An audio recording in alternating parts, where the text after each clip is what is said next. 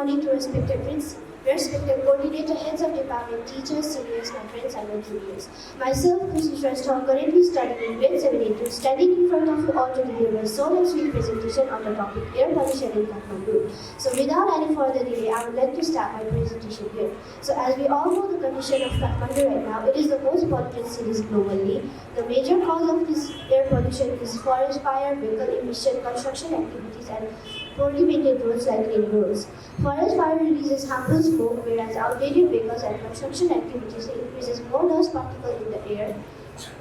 The preventive measures of these causes are: we should give community awareness and fire management training for forest fire problems. We should promote electric vehicles and manage public transport to reduce vehicle emission and private vehicles. The safety measures of these causes are: we should wear masks while going out and we should avoid outdoor activities.